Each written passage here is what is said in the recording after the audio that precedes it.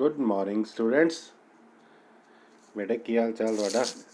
अच्छा 9th class का ना SST का अर्थशास्त्र का भाग असी शुरू किया होया है ते उसका नाम है एक पिंड की कहानी।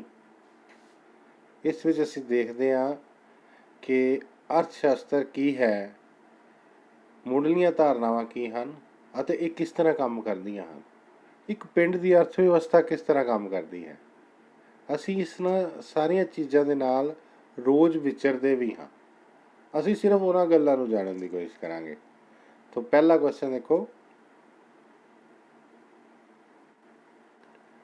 वो चीज़ां जो छूण योग होण ਅਤੇ ਮਨੁੱਖ ਦੀਆਂ ਲੋੜਾਂ ਨੂੰ ਸੰਤੁਸ਼ਟ ਕਰਨ ਕੀ ਅਖਵਾਉਂਦੀਆਂ ਹਨ।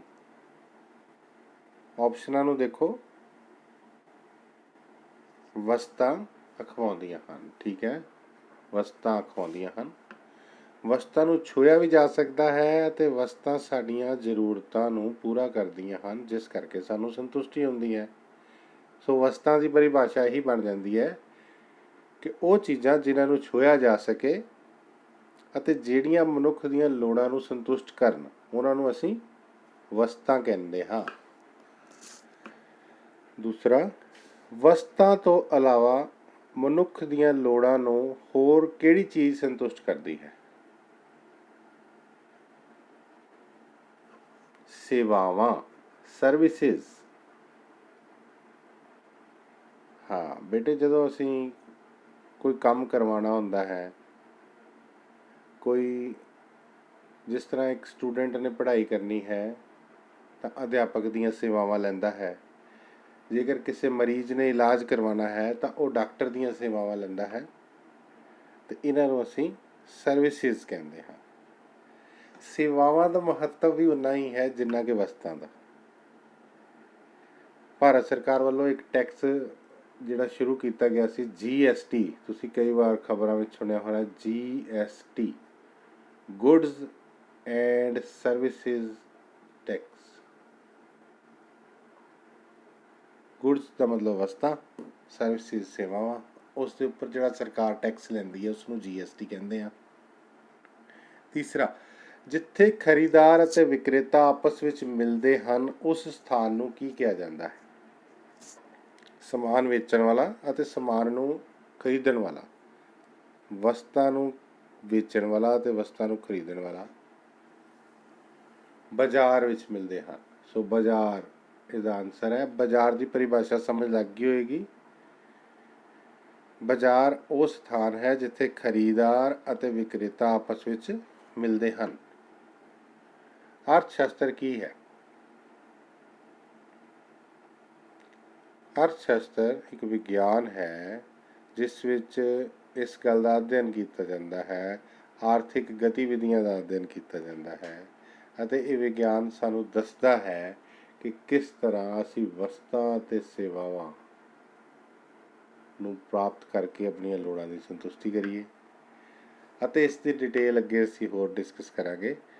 ਵਸਤੂਆਂ ਮਨੁੱਖ ਦੀ ਕਿਸ ਚੀਜ਼ ਨੂੰ ਪੂਰਾ ਕਰਦੀਆਂ ਹਨ? ਲੋੜਾਂ ਨੂੰ ਪੂਰਾ ਕਰਦੀਆਂ ਹਨ। ਜਿਹੜੀ ਚੀਜ਼ ਦੀ ਸਾਨੂੰ ਲੋੜ ਪੈਂਦੀ ਹੈ, ਅਸੀਂ ਬਾਜ਼ਾਰ ਵਿੱਚ ਜਾਂਦੇ ਹਾਂ, ਉਸ ਨੂੰ ਲੈ ਕੇ ਆਉਂਦੇ ਹਾਂ। ਇਸ ਕਰਕੇ ਉਹ ਵਸਤਾਂ ਜਿਹੜੀਆਂ ਨੇ ਸਾਡੀਆਂ ਲੋੜਾਂ ਨੂੰ ਪੂਰਾ ਕਰਦੀਆਂ। ਸਹੀ ਗਲਤ?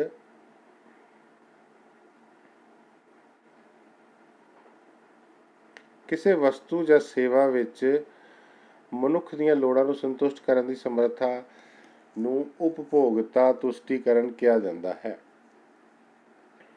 ਸਹੀ ਆਨਸਰ ਹੈ।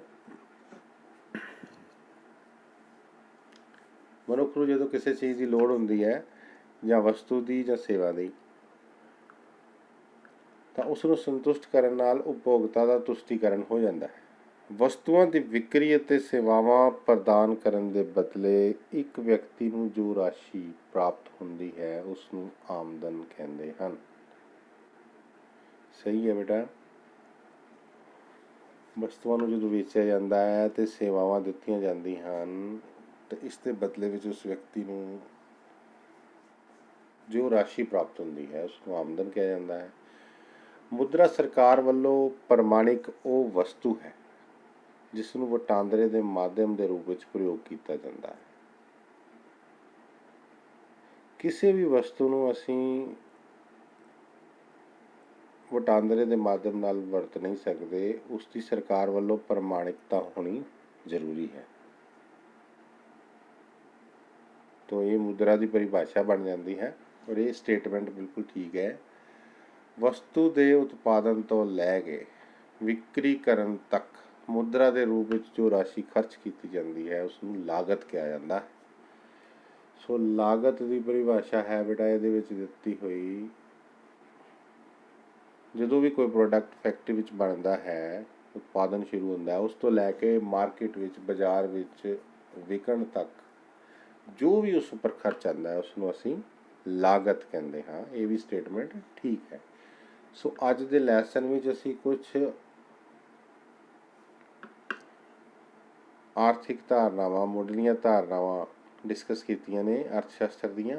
उन्हां दे नाम रिवाइज कर लैंदे आ। सब तो पहला वस्तां, फिर सेवावां, फिर बाजार, अर्थशास्त्र, उपभोक्ता, तुष्टीकरण, आमदन, मुद्रा ਅਤੇ लागत। ਤੁਸੀਂ ਬੱਚਿਓ ਇਸ ਅਭਿਆਸ ਨੂੰ ਆਪਣੀ ਕਾਪੀ ਤੇ ਕਰ ਲਓ ਅਤੇ ਇਹ ਸਾਰੀਆਂ ਮੁੱਢਲੀਆਂ ਧਾਰਨਾਵਾਂ ਦੀ ਪਰਿਭਾਸ਼ਾਵਾਂ ਤੁਹਾਨੂੰ ਸਮਝ ਆ ਗਈਆਂ ਹੋਣਗੀਆਂ। ਇਹਨਾਂ ਨੂੰ ਵੀ ਆਪਣੀ ਕਾਪੀ ਤੇ ਲਿਖ ਲਓ। Thank you.